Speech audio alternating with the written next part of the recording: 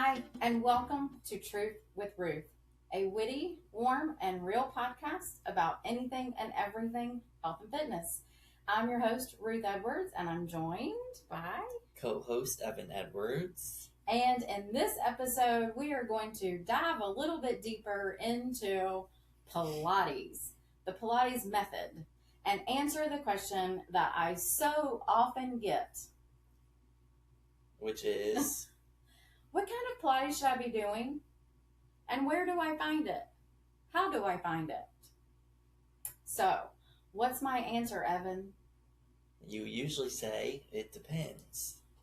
It depends. I don't know. It depends. And actually, I do know a lot about this topic, but yeah, that's usually I don't know. It depends.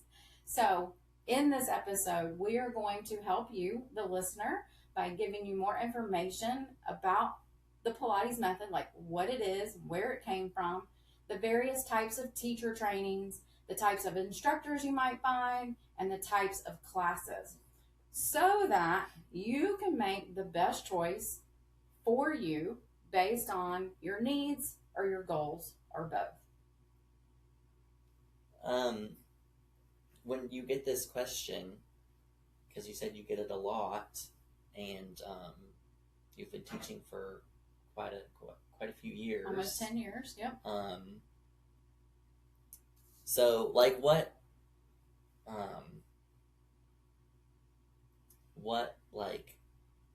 do you think is going through people's minds when they're asking this question, or have things 10 years ago to now, has answering that question changed at all, or So what I think is happening is social media. And people are seeing or being exposed to a lot more visually, and as far as Pilates and what's called Pilates, and they're also seeing it more now in their town because there are more Pilates studios popping up, and I'll explain that more.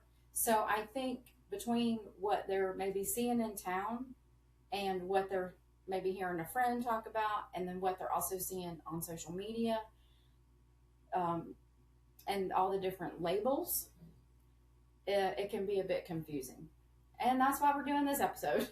Because, yeah, I've been teaching for 10 years, teaching Pilates for almost 10 years. I've been practicing it for 10. And I jumped into teacher training pretty quickly. But I needed some time to finish the teacher training. So I've been teaching for almost 10, not quite. So anyway, so to get into a few more specifics, I was like, why am I getting this question even more now than I did 10 years ago? Mm-hmm. Well, again, exposure is becoming just more well-known, more mainstream. And so let me talk about just the Pilates industry. So it is a form of exercise, and this form of exercise, the market for it's exploding. And according to the Allied Market Research, the global Pilates and yoga studio, so they lumped them together, but the Pilates and yoga studio market, so the global market, is currently worth $120 billion, and is projected to reach $521 billion in 2035, or by 2035. So that's almost 5-time increase in less than 10 years, because this is currently 2026. Mm-hmm. So, okay, why is it exploding now, and why is it projected to continue to explode? I mean, that's like said, a 5-time increase in less than 10 years.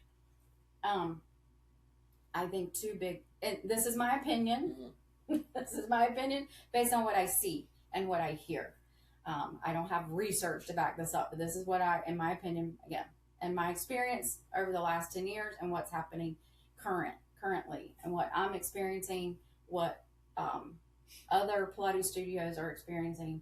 I think two things. So there's a popular chain of large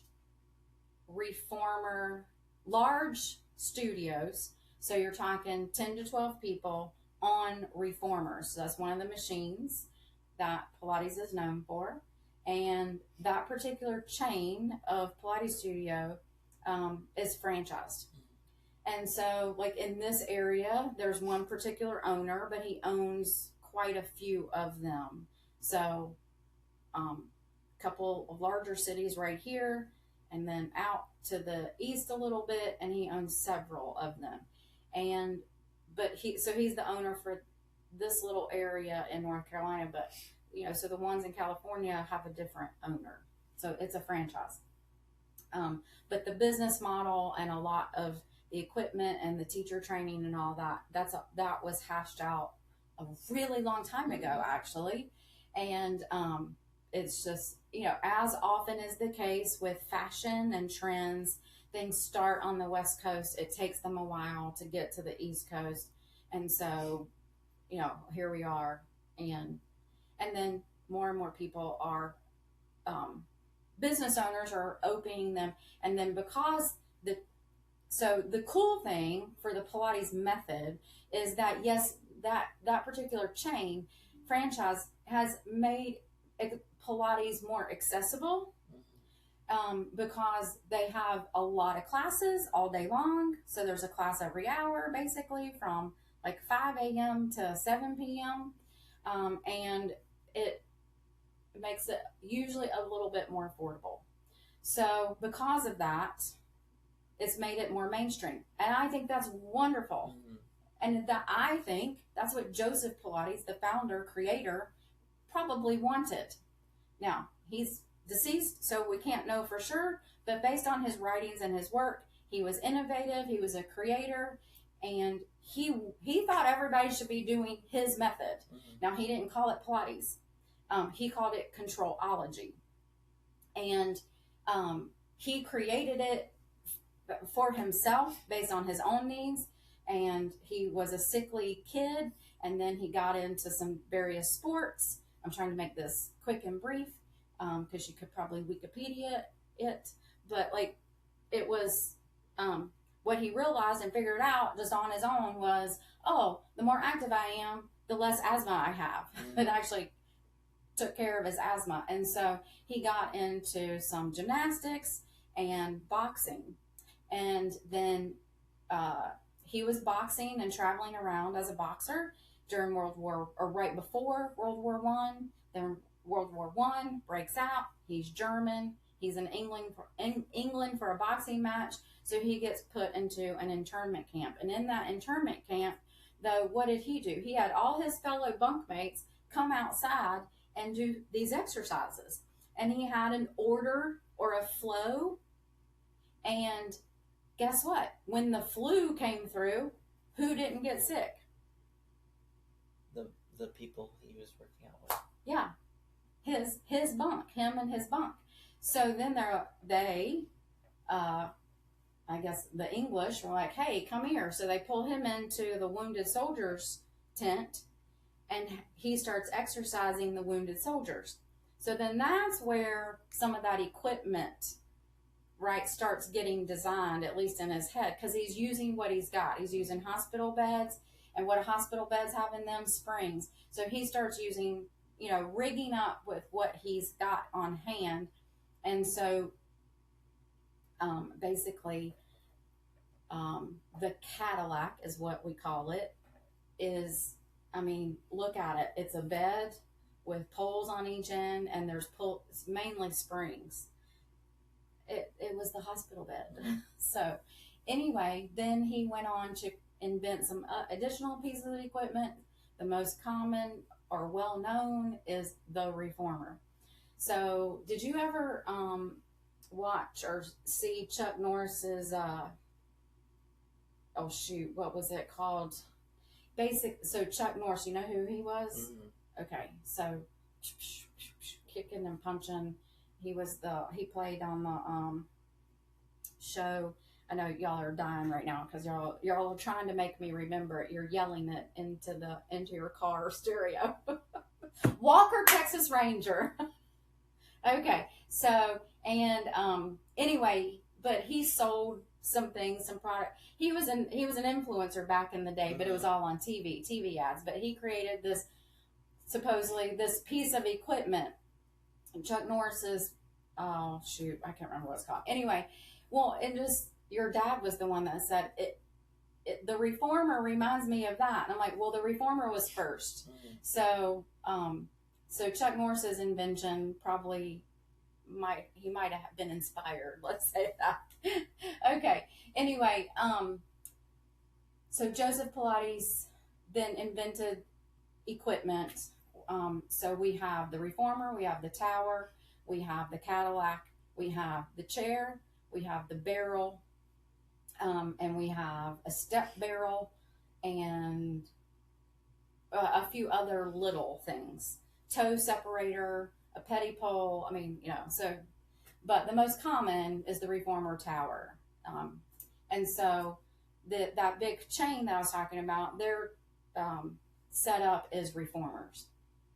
And then your boutique studios, they tend to offer anywhere from 2 to maybe 6 or 8 pieces of equipment, so that the class is like 4 to 6 people, maybe 8. And so anyway, I think that franchise is what really has gotten it going. Combine that with social media and lots of videos and influencers, and and if you follow anything fitness, it's going to come up on TikTok or Instagram. It was already being used by professional athletes in the NFL, the NBA, the WNBA, Major League Baseball. It was already being used by them. But social media, right, has just made it more well known that professional athletes, celebrities, have been, Sylvester Stallone, they've been doing plays for years. And so I think when you combine those two things, the franchise, so it's making it just more accessible, plus all the social media. But now we have some confusion.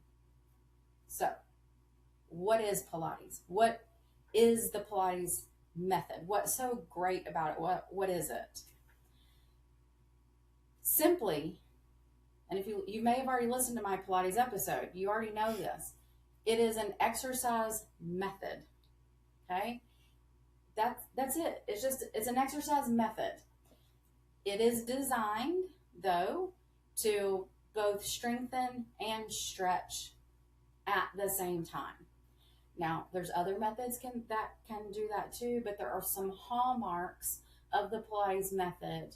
We've got being very centered, being very controlled, being precise, coordinating our breath with movement.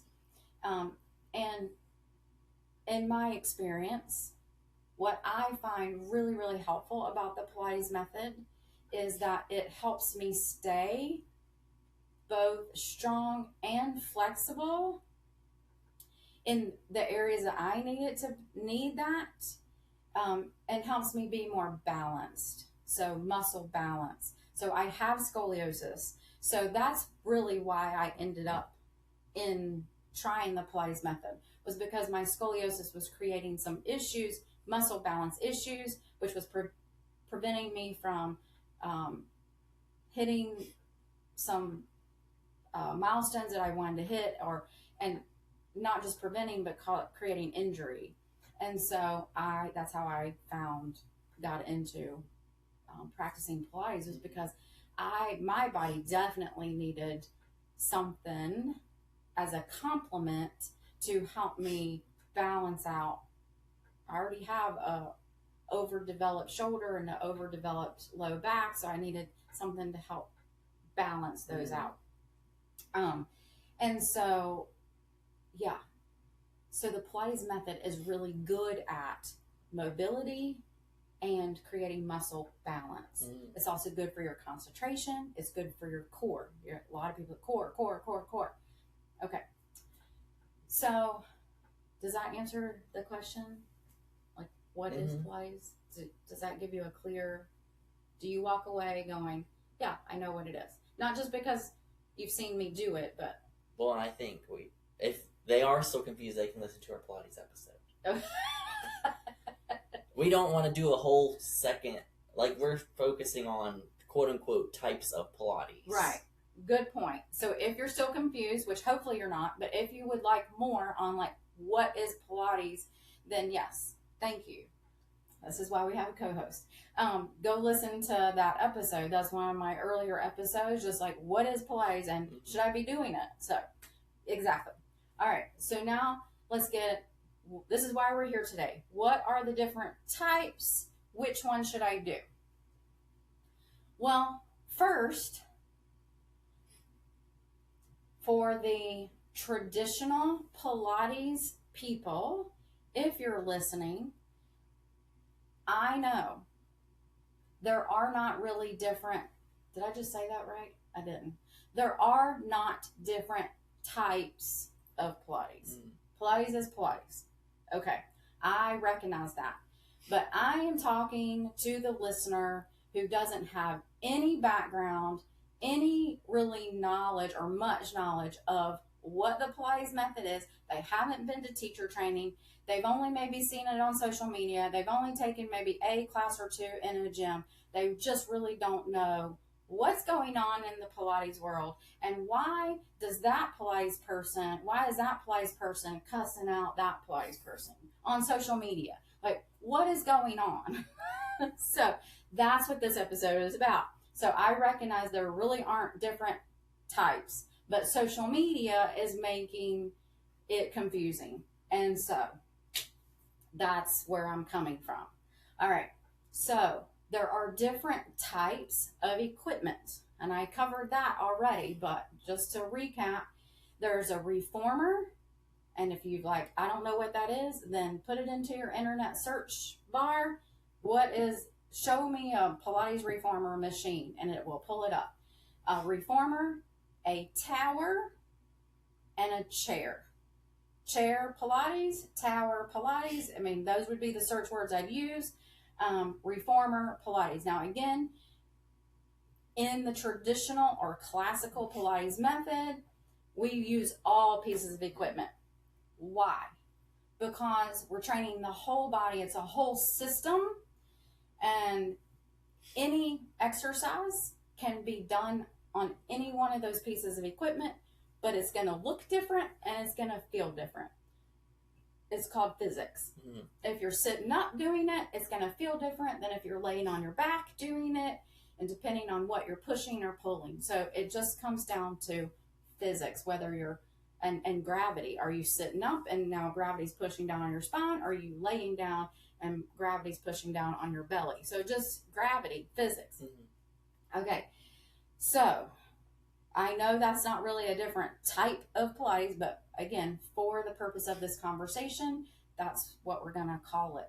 So in the franchise chain of Pilates studios that I mentioned earlier, their focus is reformers. So you're doing Pilates on a reformer. A lot of your boutique studios also will do reformer tower, or maybe they might call it mixed equipment. And you don't know, you sign up for the 12 o'clock class, all you know is that it could be reformer, it could be reformer tower, it could be tower, it could include some chair. It is possible to have an entire class just on the chair, or using the chair. So those are types of classes you might see on a schedule or sign up for. And, okay, which one should I choose?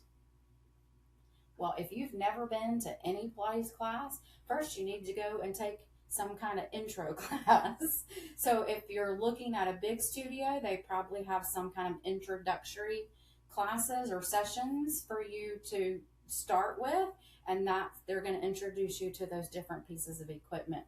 If you're starting with a very small, like a boutique studio, or more like me, where it's just, I have 2 reformer towers, so I do either single private sessions, or I do 2 people at a time.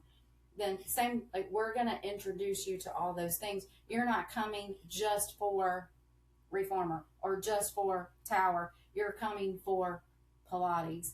And the instructor, in those smaller sessions, the instructor definitely is going to design the session around what you're looking for, what you need, or what you expected today, because they have gotten to know you and your body. Okay. So in a larger studio, though, like where there's 12 or more reformers, the instructor designed the class based on what he or she wanted to do. They might have an idea who's coming into class. Just depends on the type of the business model, and and what level it is. And again, for my traditional Pilates people, you're saying, but there's not levels. I know that, but for the sake of this conversation and for what our mainstream people are experiencing, we're going to talk about levels. So in the large Pilates studios, in order to help figure out where a person should start, because a person who's been practicing Pilates for 10 years versus somebody who's just walked in off the street, they should not be in class together. Okay, so what the larger Pilates studios have done is they've created something called levels. So you have beginner, you might have beginner 1, beginner 2, then it bumps up to intermediate, and it might be divided into 1 and 2, and then up to advanced, and it might be divided into 1 or 2. I've seen a studio where it's just beginner, intermediate, advanced, and then I've seen the much larger ones where it's beginner 1, 2, intermediate 1, 2, advanced 1, 2, and they have a system of how to help a person know when it's okay for them to move up to the next level.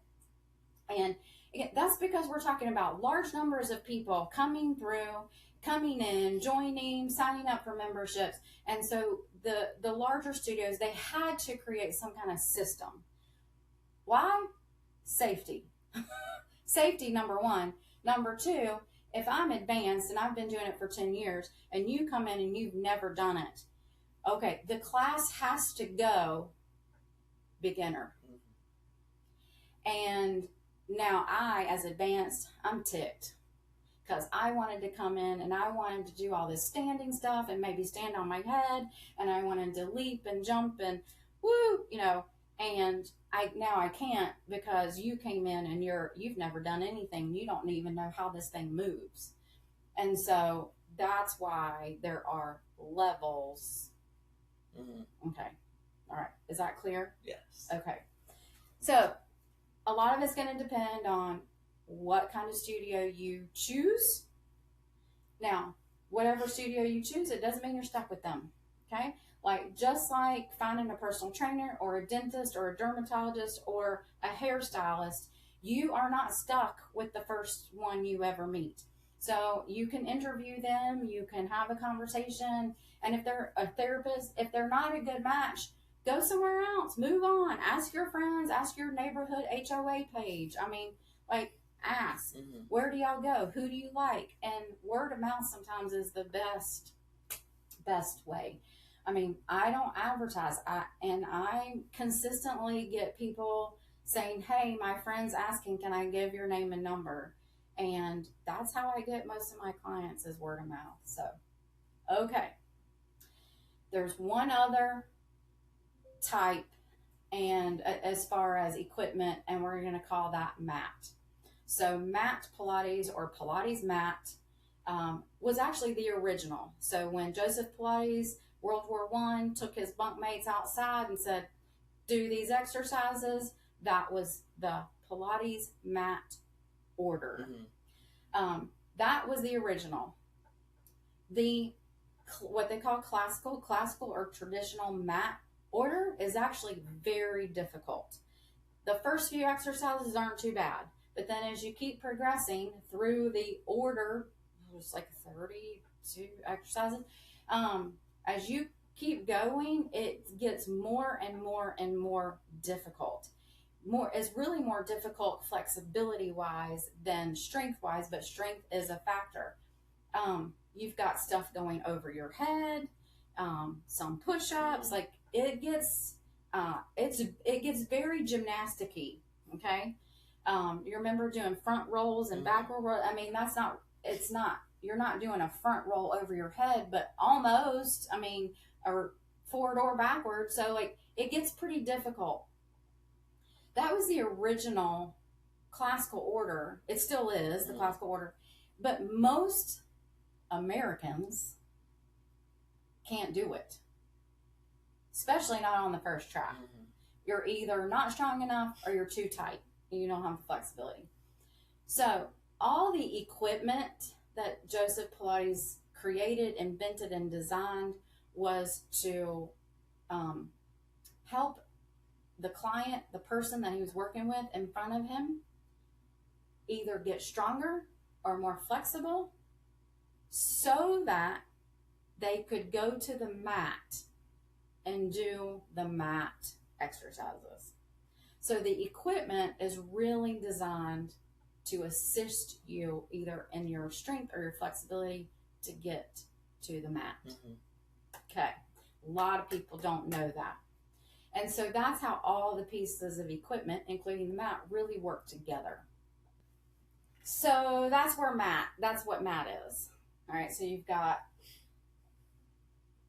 big studios that are equipment based. You have boutique studios that usually have all the different pieces of equipment, and they often do offer that equipment based class, or it might be mixed equipment.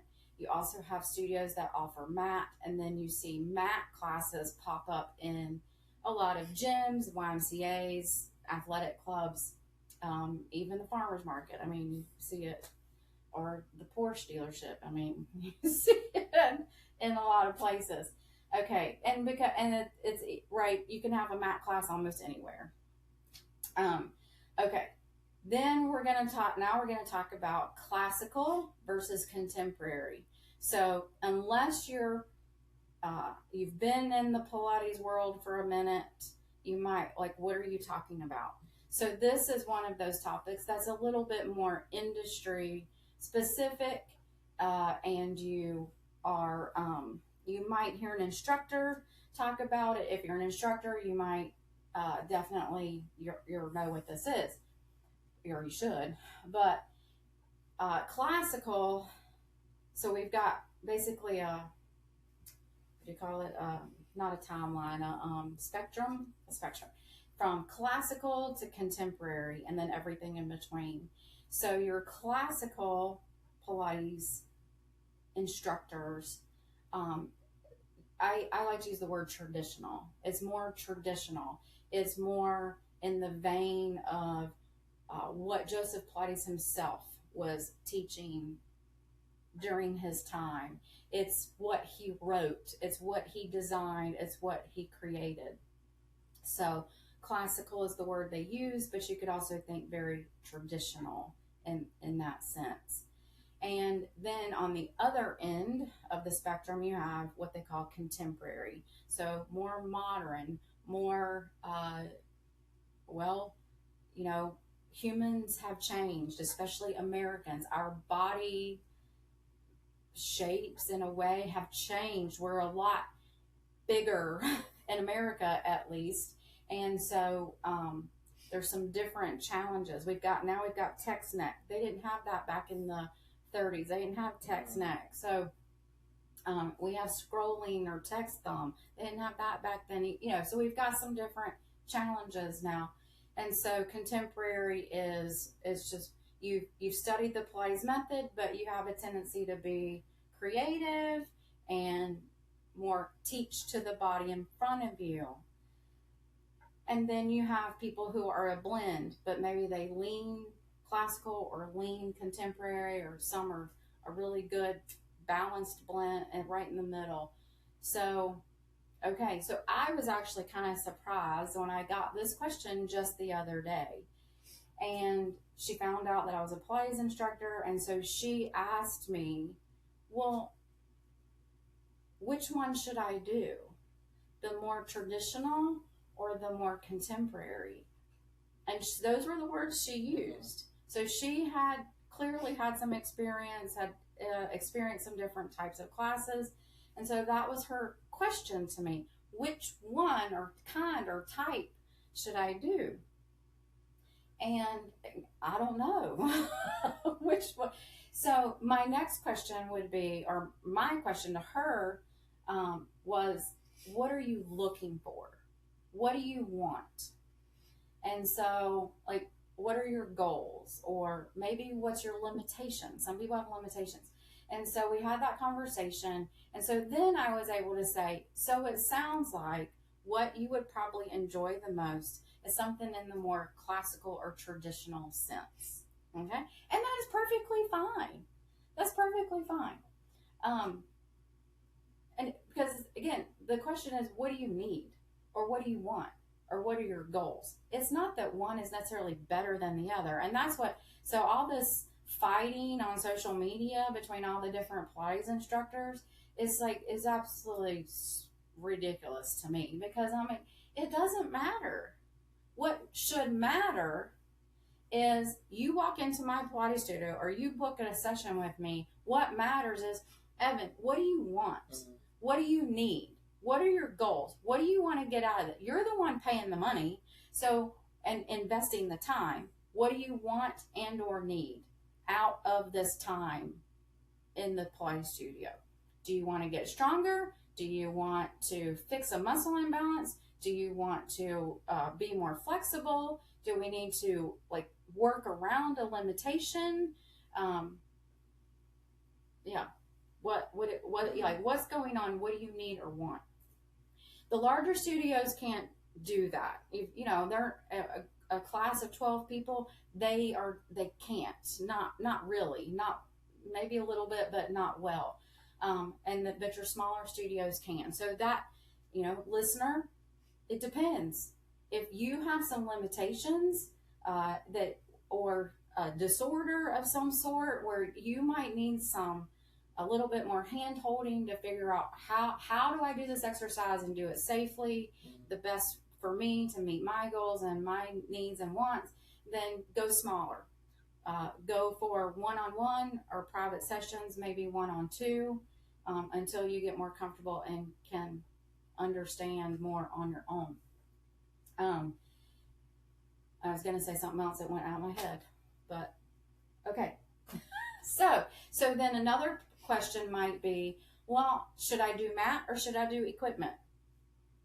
It depends.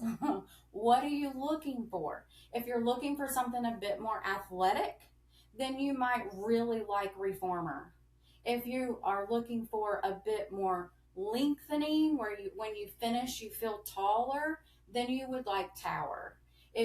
Or a reformer tower combo. And actually chair is a really challenging workout in Pilates that will challenge everything, balance and strength, and of course flexibility. And it's just super, and core. Whoa, cause now you're doing everything on a surface this big instead of the floor or a great big table, and that challenges your core more. So what are you looking for? It depends on you. And so mat is a great place to start for anybody and everybody. And a mat class in a gym, a YMCA, an athletic club is probably going to be beginner to intermediate level. So that's how I always plan my classes at the gym. The mat classes is I'm planning for, I know who usually comes.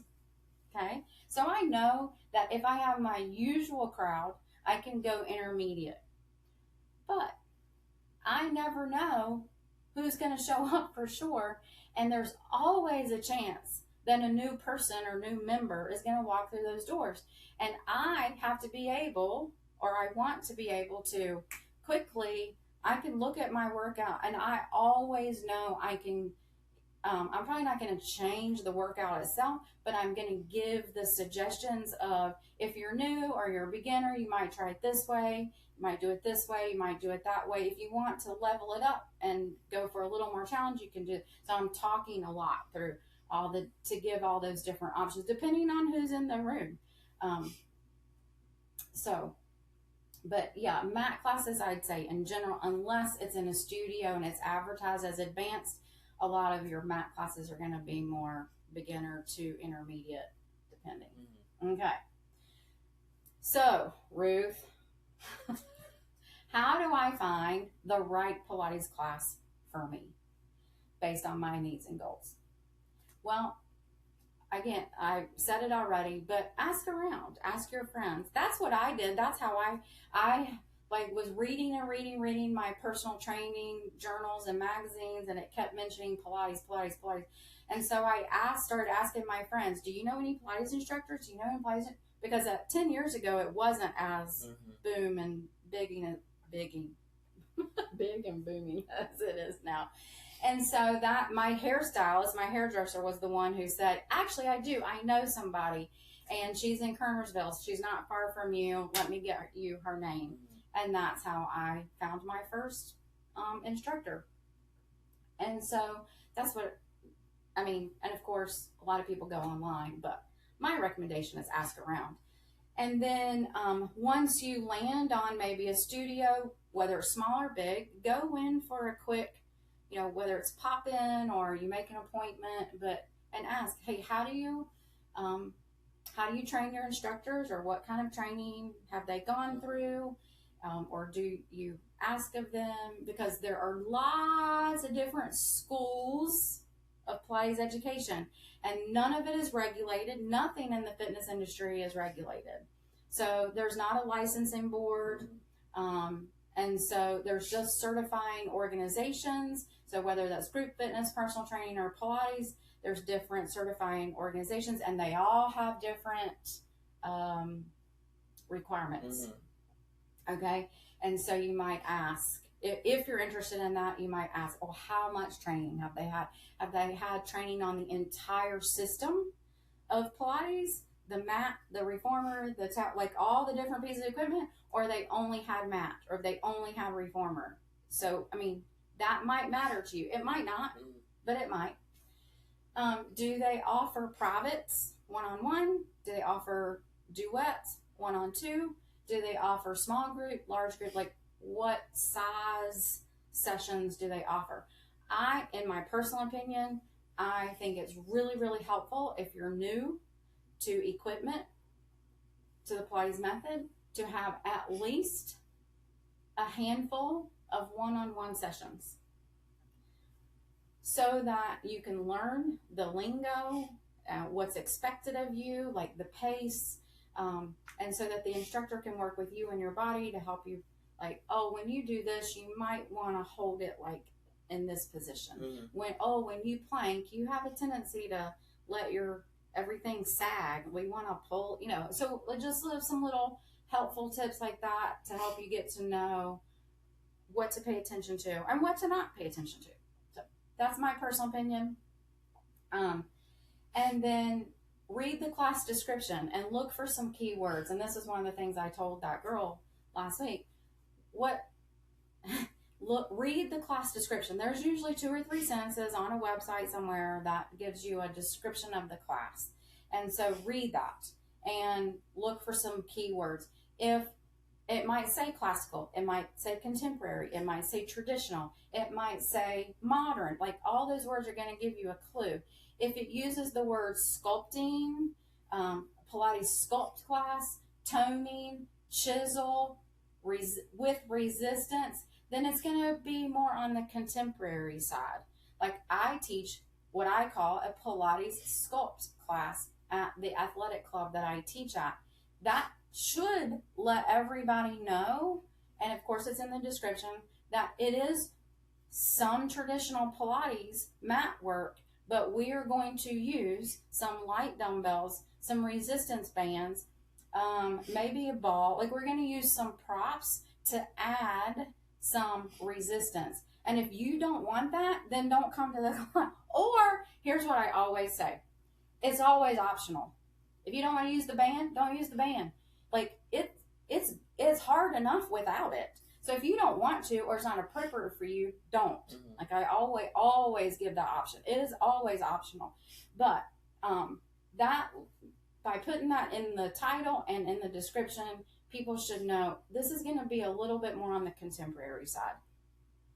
Okay, so that's what I said to her. But anyway, and then go visit, take a class, talk to the instructor beforehand, let them know what issues you have. I've got this shoulder issue, or I have this elbow, or whatever. Like, let them know what you have going on, either in or around your body, so that they know how to appropriately cue and work with you and give you the best experience. Or it might just be like, this is what I really want to get out of this class. Should I even be here? And and an honest instructor, a good instructor, will be honest with you and say, well, what I've got planned is this. Now, I can tweak it real fast, or I'm not going to be able to tweak it. And so this is what I've got planned. It's going to go more like this. You're welcome to stay, but you might not get what you're looking for. Right? And so, in my opinion, I don't think we need to be fighting about it. I just want people to be moving and moving well, to be mobile, because as we age, and we start to lose that if we're not intentionally working on it. And just, we know movement is really good for everything else. It's a total system. Talking about systems, it's a total system. Everything works together. And so I just want people to be moving and moving in healthy ways. It doesn't have to be with me.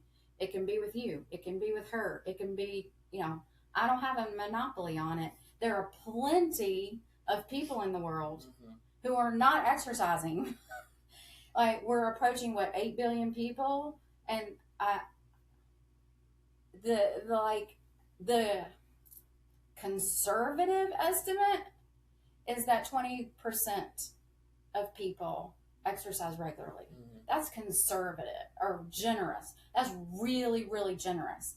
So that leaves 80% of 8 billion people. I don't think we're a saturated market, right? Also, your personality makes a big difference. And so some people will jive with my personality and they only want to take Pilates from me. And then the other people are like, no, you're too whatever. You're too happy. You're too, you tell too many funny stories, so, and they don't, jive with that. That's fine. I'm okay with that. They can find some, anyway. So I'm not everybody's cup of tea. That's okay. There's probably a Pilates instructor that they really do like, and so that's fine. And then we have specialties. I am really good at working with people who have scoliosis, people who have hypermobility, and people who have autoimmune. And so those are the people who tend to find me. And again, word of mouth, right? So those are the people who tend to find me, and that's who I usually often end up working with. And so if you don't have any of those things, then you might not end up choosing me, and that's okay. And so anyway, just there's plenty of people out there still left to try the Pilates method, and there's babies being born every day. Like, again, we don't need to be fighting about it.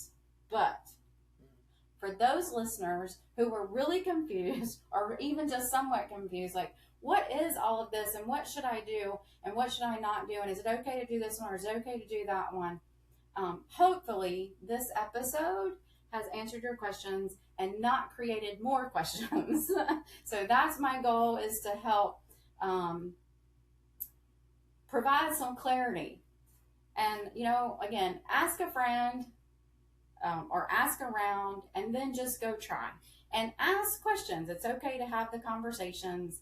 And if it's not a good match, there are other Pilates instructors that probably are a good match.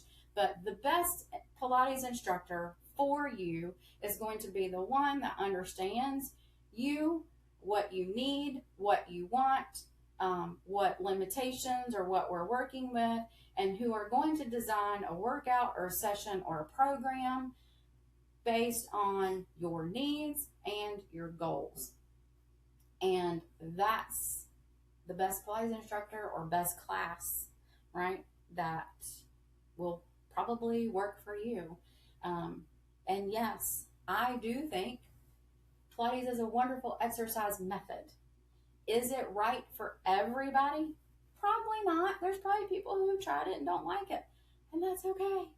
But I do think that in general, for most people, especially people who, well, no, I'm not going to say that.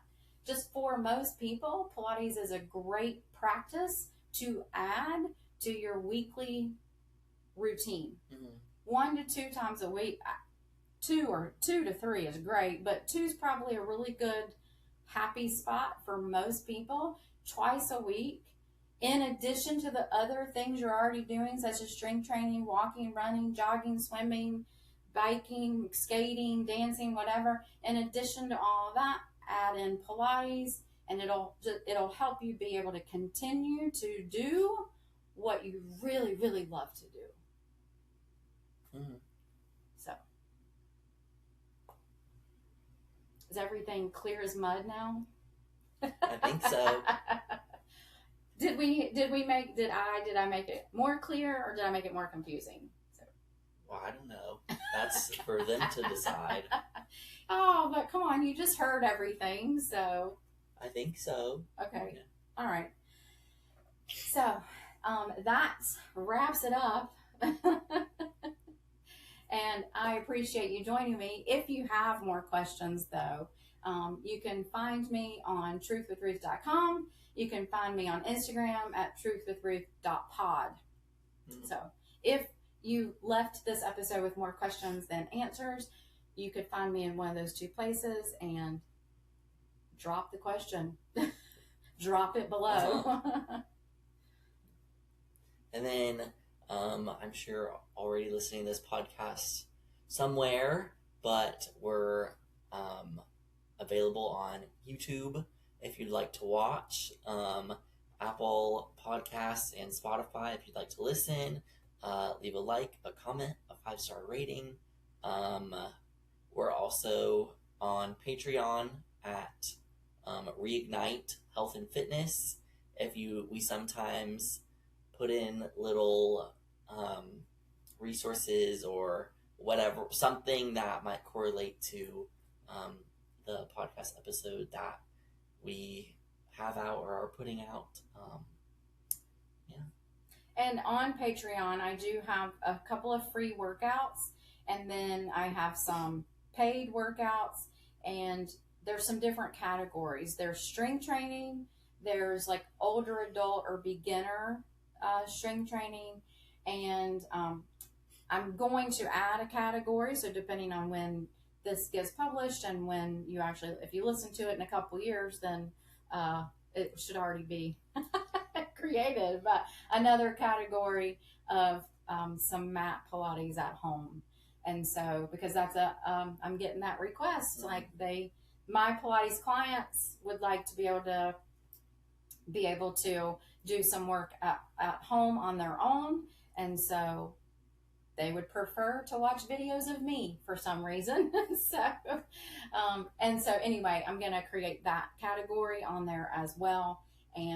But yeah, if you're searching for Pilates workouts, YouTube is a great resource. I mean, you can find a lot of good free content there. It's a place to start, right? And try some things. So in the privacy of your own home. So you can find us there. And again, if you would share, like, save, review, whatever, any of those things, tell your friends, and leave us a happy comment or question, then we appreciate it, and help us keep the lights on, so to speak. So until next time, fight for your health.